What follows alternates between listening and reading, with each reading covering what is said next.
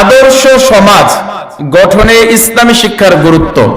আদর্শ সমাজ মানে ভালো সমাজ, ন্যায় নীতিতে পরিপূর্ণ, ইনসাফে পরিপূর্ণ। গতকাল আপনারা আলোচনা শুনেছেন জুলুম নিয়ে। আমাদের সমাজটা ভরে গেছে জুলুম। প্রত্যেক শ্রেণীর মানুষের কাছে আজকে জুলুম রয়েছে। প্রত্যেকেই প্রত্যেককে চেষ্টা করে কিভাবে তাকে জুলুমের মাধ্যমে, কিভাবে তাকে বিভিন্ন প্রক্রিয়ার মাধ্যমে ঠকানো যায়। আজকে সমাজের প্রতিটা রন্ধে রন্ধে আজকে ইসলামী শিক্ষা না থাকার কারণে আজকে আদর্শ সমাজ নেই। মানুষের ভিতরে মানবিকতা, মানুষের ভিতরে ন্যায় নীতি, মানুষের ভিতরে ইনসাফ আজকে দিন দিন আমাদের সমাজ থেকে বিলীন হয়ে যাচ্ছে। এর কারণ হচ্ছে ইসলামী শিক্ষা না থাকা। সম্মানিত মুসলিম, লক্ষ্য করুন নবী সাল্লাল্লাহু আলাইহি ওয়াসাল্লাম যে সময় আগমন করেছিলেন, ইসলাম আগমনের পূর্বে আইয়ামে জাহিলিয়াতের যুগ, আরব যুগ, সেই সময়ে মানুষেরা মানুষ হিসেবে স্বীকৃতি ছিল না। তাদের বডি, তাদের দেহ, তাদের মন সামাজিকভাবে মানুষ ছিল, কিন্তু তাদের কার্যক্রম, তাদের নীতি নৈতিকতা সবকিছু একেবারে নিম্ন স্তরে চলে গিয়েছিল। নারীদেরকে হত্যা করা হতো। যারা রয়েছে দুর্বল সবলরা তাদের উপরে ব্যাপকভাবে অত্যাচার করত। অন্যায়, অবিচার, জুলুম, নির্যাতনের মাধ্যমে সমাজে সর্বদাই অশান্তি লেগে থাকতো। ঠিক তখনই আল্লাহ রাব্বুল আলামিন প্রিয় নবী মুহাম্মদুর রাসূলুল্লাহ সাল্লাল্লাহু আলাইহি ওয়াসাল্লামকে সেই যুগে প্রেরণ করে ইসলামী শিক্ষা দিয়ে জান্নাতবাসী করলেন, জান্নাতের সার্টিফিকেট দিয়ে দিলেন। বলুন সুবহানাল্লাহ। সম্মানিত মুসলিম কেরাম, ইসলামী শিক্ষার গুরুত্ব, শিক্ষা বলার অপেক্ষা রাখে না।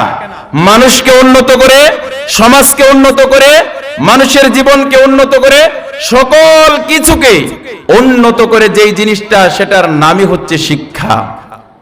আলো যেরকম ভাবে উদ্ভাসিত হলে অন্ধকার দূরীভূত হয়ে যায়, ঠিক তেমনি শিক্ষা মানুষকে যাবতীয় অন্যায় অপকর্ম থেকে বিরত রাখে। আল্লাহ রাব্বুল আলামিন সূরাতুজ জুমারে 9 নং আয়াতে বলছেন, কুল হাল ইয়াস্তাউিল্লাযীনা ইয়ালামুনা ওয়াল্লাযীনা লা ইয়ালামুন। হে নবী, আপনি জানিয়ে দিন, ঘোষণা করে দিন, যারা জানে আর যারা জানে না তারা কি সমান? আল্লাহ বললেন, প্রশ্ন করলেন, হাল ইয়াস্তাউিল্লাযীনা ইয়ালামুন ওয়াল্লাযীনা লা ইয়ালামুন, যারা জানে আর যারা জানে না তারা কি সমান? আল্লাহ প্রশ্ন করলেন। এবার আপনারা বলুন, যারা জানে আর যারা জানে না তারা কি সমান? কখনোই হতে পারে না। দিন আর রাত দুটার মাঝে যেরকম ব্যবধান, ঠিক তেমনি শিক্ষিত এবং অশিক্ষিতর মাঝে তেমন ব্যবধান ইনশাআল্লাহ জানতে পারবেন। সম্মানিত মুসলিম কিরাম, লক্ষ্য করুন, আল্লাহ রাব্বুল আলামিন মানব জাতির জন্য মহাগ্রন্থ আল কোরআনুল কারীম অবতীর্ণ করেছেন। কোরআনের সূচনা থেকে আলিফ লাম মিম যালিকাল কিতাবু লা রাইবা ফি থেকে নিয়ে শুরু করে সূরাতুন নাস, মিনাল জিন্নাতি ওয়ান নাস পর্যন্ত গোটা কোরআন আল্লাহ রাব্বুল আলামিন মানুষের জন্য অবতীর্ণ করেছেন। হুদাল লিন-নাস হুদাল লিল মুত্তাকিন। আল্লাহ রাব্বুল আলামিন ঘোষণা করেছেন এই কোরআনটা হচ্ছে মানুষের জন্য। কোরআনের ভিতরে যত বিধিবিধান রয়েছে সকল বিধিবিধানে মানুষের জন্য আল্লাহ রাব্বুল আলামিন বিশ্ব নবী জনাবে মুহাম্মদুর রাসূলুল্লাহ সাল্লাল্লাহু আলাইহি ওয়াসাল্লামের উপরে সর্বপ্রথম যেই আয়াত নাজিল করলেন সেই আয়াতের নামটাই হচ্ছে ইকরা। সেই আয়াতের নামটা কি? ইকরা। সূরাতুল আলাকের 5 আয়াত। আল্লাহ রাব্বুল আলামিন এখানে বললেন, ইকরা বিসমি রাব্বিকাল্লাযী খলাক, খলাকাল ইনসানা মিন আলাক।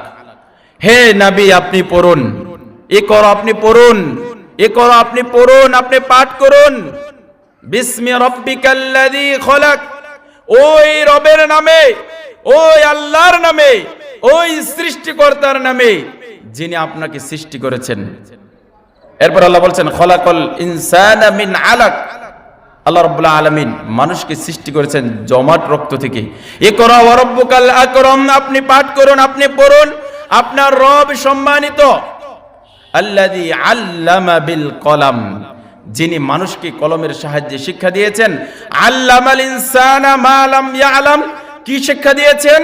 যা মানুষ জানতো না। শিক্ষা মানে হচ্ছে অজানাকে জানার নামই হচ্ছে শিক্ষা। মানুষ যা জানতো না, আল্লাহ রাব্বুল আলামিন সেটা মানুষকে কলমের সাহায্যে শিক্ষা দিয়েছেন। সুবহানাল্লাহ।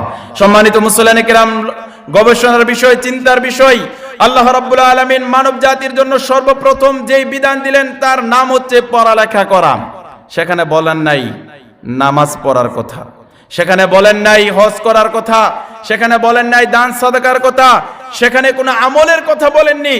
সম্মানিত মুরব্বিয়ানে কেরাম, পর্দার অন্তরের মা ও বোনেরা, দৃষ্টি আকর্ষণ করছে আপনাদের, আল্লাহর সর্বপ্রথম বিধান রাসূলের উপরে হেরা গোহাই যেটা ছিল সেটার নাম হচ্ছে পড়ালেখা করা। ইবাদত সংক্রান্ত কোনো বিধান নয়। তাহলে এর গুরুত্ব, এর তাৎপর্য কত বেশি হতে পারে। পড়ালেখার সর্বপ্রথম আয়াত আল্লাহ রাব্বুল আলামিন অবতীর্ণ করলেন। অনুরূপভাবে আল্লাহ রাব্বুল আলামিন সূরা মুহাম্মাদে বিশ্বনবী জনাবে মুহাম্মদুর রাসূলুল্লাহ সাল্লাল্লাহু আলাইহি ওয়াসাল্লামকে লক্ষ্য করে আরো বললেন 19 নম্বর আয়াতে, ফাআলাম আন্নাহু লা ইলাহা ইল্লাল্লাহ, আপনি জানুন, আপনি জ্ঞান অর্জন করুন, আপনি বিদ্যা অর্জন করুন, আপনি অধ্যয়ন করুন, আল্লাহ ছাড়া কোনো ইলাহ নেই। এটি হচ্ছে আদেশ সর্বপ্রথম। আমরা তো মনে করেছি সর্বপ্রথম মনে হয় মুসলিম হলে ইবাদত করতে হবে, এটা নয়। চলুন শিক্ষার গুরুত্ব আপনাকে বলতেছিলাম। বিশ্বনবী জনাবে মুহাম্মদুর রাসূলুল্লাহ সাল্লাল্লাহু আলাইহি ওয়াসাল্লামের হাদিস, সুনান ইবনে মাজার 224 নম্বর হাদিস, রাসূলুল্লাহ সাল্লাল্লাহু আলাইহি ওয়াসাল্লামের খাদেম সাহাবী আনাস বিন মালিক রাদিয়াল্লাহু আনহু শিক্ষার গুরুত্ব বুঝাতে গিয়ে বলেছেন, তলাবুল ইলমি ফরিদাতুন আলা কুল্লি মুসলিম ওয়া ফি রিওয়ায়াতিন ওয়া মুসলিমাতিন, প্রত্যেক মুসলিম পুরুষ হোক অথবা নারী হোক, প্রত্যেকের উপরে দ্বীনের ইলম অর্জন করা ফরজ। মুখ খুলে বলেন, প্রত্যেক মানুষের উপরে নারী হোক অথবা পুরুষ হোক কিসের ইলম অর্জন করা ফরজ? দ্বীনের ইলম অর্জন করা ফরজ। 5 ওয়াক্ত সালাত আদায় করা কি বলেন তো? 5 ওয়াক্ত সালাত আদায় করা কি ফরজ? আল্লাহ রাসূল বললেন দ্বীনের ইলম অর্জন করা ফরজ। আমরা জানি ফরজ দুই প্রকার, একটা হচ্ছে ফরজে কিফায়া আর একটা হচ্ছে ফরজে আইন। 5 ওয়াক্ত সালাত আদায় করা কোন প্রকারের ফরজের অন্তর্ভুক্ত, ফরজে আইন নাকি ফরজে কিফায়া? 5 ওয়াক্ত সালাত আদায় করা হচ্ছে ফরজে আইন, আর জানাজার সালাত আদায় করা হচ্ছে ফরজে কিফায়া। ফরজে আইন হচ্ছে সর্ব অবস্থায় আপনাকে পালন করতেই হবে, সেটা আপনাকে বাস্তবায়ন করতেই হবে, এর নাম হচ্ছে ফরজে আইন, তার নাম হচ্ছে 5 ওয়াক্ত সালাত। আর ফরজে কিফায়া হচ্ছে যে জানাজার সালাত। ধরেন এই গ্রামের কেউ মৃত্যুবরণ করেছে, জুরবাড়িয়া গ্রামের কেউ মৃত্যুবরণ করেছে, জুরবাড়িয়া গ্রামের সকল মুসল্লিদের উপরে ফরজ হচ্ছে তার জানাজার সালাত আদায় করা, এটা হচ্ছে ফরজ। এখন কথা হচ্ছে আপনি কর্মে ব্যস্ত, বিভিন্ন কাজে আপনি ব্যস্ত রয়েছেন, কিন্তু আপনার এলাকার অনেক মুসল্লি গিয়ে জানাজার সালাত আদায় করে ফেলেছে। এবার আপনি যদি জানাজার সালাত না পড়েন কোনো সমস্যা নেই, আপনার মহল্লার কিছু সংখ্যক মানুষ আদায় করার কারণে আপনার থেকে ফরজটা উঠে গেছে, এই ফরজ আপনি পালন না করার কারণে গুনাহগার হবেন না, এর নাম হচ্ছে ফরজে কিফায়া। আর যেটা ফরজে আইন আপনাকে আদায় করতেই হবে। উলামায়ে কেরাম বলেছেন, আল্লাহ রাসূল যেটা বলেছেন, তলাবুল ইলমি ফরিদাতুন আলা কুল্লি মুসলিম, প্রত্যেক নারী এবং পুরুষের উপরে দ্বীনের ইলম অর্জন করা ফরজ। সেটা হচ্ছে ওই ইলম যেই ইলমের মাধ্যমে একজন নারী অথবা পুরুষ তার দৈনন্দিন জীবনকে বাস্তবায়ন করার জন্য যতটুকু ইলমের প্রয়োজন, বিদ্যার প্রয়োজন, জ্ঞানের প্রয়োজন, ততটুকু ইলম অর্জন করা ফরজ। সেই ইলমটা কি? আপনি মুসলিম ইসলাম গ্রহণ করার সাথে সাথেই আপনার উপরে ফরজ হয়ে গেছে 5 ওয়াক্ত সালাত। সালাতের সূচনাতে আল্লাহু আকবার বলে আপনি হাত বাড়লেন, আপনাকে পাঠ করতে হবে সানা, আপনাকে পাঠ করতে হবে সূরাতুল ফাতিহা, আপনাকে পাঠ করতে হবে রুকুর দোয়া, আপনাকে পাঠ করতে হবে রুকু থেকে দাঁড়ানোর দোয়া, আপনাকে পাঠ করতে হবে সাজদার দোয়া, আপনাকে পাঠ করতে হবে 2 সাজদার মাঝের দোয়া, আপনাকে পাঠ করতে হবে তাশাহুদ, আপনাকে পাঠ করতে হবে দুরূদ ইব্রাহিম, আপনাকে পাঠ করতে হবে দোয়া মাসুরা, আপনাকে পাঠ করতে হবে সালাতের পরে মাসনুন দোয়া, আপনাকে সালাতে বিভিন্ন সূরা আপনাকে পাঠ করার মাধ্যমে সালাত আদায় করতে হবে। এই যে ইলম, এই যে শিক্ষা, এই শিক্ষা আপনার অর্জন করা ফরজে আইন, এটা আপনাকে আদায় করতেই হবে, শিখতেই হবে। আর ফরজে কিফায়া হচ্ছে যে প্রত্যেক মানুষের জন্য আবশ্যক নয় আলেম হওয়া। আলেম এটা হচ্ছে কেউ যদি হয়ে যায় আলহামদুলিল্লাহ, এটা তার হাজিহি নিয়ামাতুম মিন নিয়ামিল্লাহ, আল্লাহর পক্ষ থেকে একটা নিয়ামত। কিন্তু এই আলেম হওয়া প্রত্যেকের জন্য জরুরি নয়, কিন্তু প্রত্যেকের জন্য জরুরি হচ্ছে যতটুকু বিদ্যা জানা থাকলে আপনি আপনার জীবনকে পরিচালনা করতে পারবেন, ততটুকু দ্বীনের ইলম অর্জন করা ফরজ।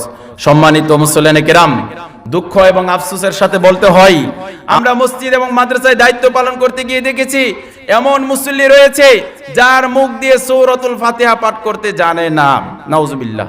এমনও মুসল্লি পেয়েছি কালেমায়ে তাইয়্যিবা পারে না, বলেন আস্তাগফিরুল্লাহ। এই যে তারা সালাত আদায় করছে, কি হবে তাদের সালাত দিয়ে? আপনি কি ভেবেছেন এই সালাত দিয়ে আপনি জান্নাত ক্রয় করতে পারবেন? এমন ব্যক্তিরা তো সালাত আদায় করে আজকে সুদ খাচ্ছে, ঘুষ খাচ্ছে, অন্যায়, অবিচার, জুলুম, নির্যাতন, যত রকমের 3 নাম্বারি কাজ তাদের মাধ্যমে হচ্ছে। পারে না সূরা ফাতিহা যায় নামাজ পড়তে, বুঝে না কোনো কিছুই, হয়ে গেছে মসজিদের কমিটি, নাই কোনো বিদ্যা, নাই কোনো কিছু, হয়ে গেছে কমিটি। এই অযোগ্য অদক্ষ লোকগুলো কমিটিতে গিয়ে, কমিটি পরিষদে গিয়ে আজকে মসজিদটাকে, মাদ্রাসাকে একেবারে ধ্বংসের দ্বার প্রান্তে দাঁড় করিয়েছে, ঠিক কিনা বলেন? আজকে আমরা মসজিদে কথা বলতে পারি না এই অযোগ্য লোকদের কারণে। সবচাইতে মসজিদের ক্ষতি করেছে এই লোকগুলো। আল্লাহ রাসূল সাল্লাল্লাহু আলাইহি ওয়াসাল্লামের হাদিস, আমানতের যখন খেয়ানত করা হবে তখন রাসূল বলছেন কিয়ামতের তোমরা অপেক্ষা করবে। এটা আমানতের খেয়ানত। দায়িত্ব সবাই পাবে না, দায়িত্ব পাওয়ার জন্য আপনাকে যোগ্যতা লাগবে। সম্মানিত মুসল্লিয়ানে কেরাম, অনেক দূরে চলে গেছি, বলছিলাম রাসূল সাল্লাল্লাহু আলাইহি ওয়াসাল্লাম বলেছেন তলাবুল ইলমি ফরিদাতুন আলা কুল্লি মুসলিম, প্রতিটা নর এবং নারীর উপরে দ্বীনের ইলম অর্জন করা ফরজ। এই উদাহরণ দিতে গিয়ে অনেক গভীরে চলে গেছি। আমাদেরকে প্রত্যেককে আমরা দৈনন্দিন যে আমলগুলো করব, এই আমলগুলোর দোয়া, এই আমলগুলোর জন্য সূরা আমাদের শিক্ষা অর্জন করা ফরজ।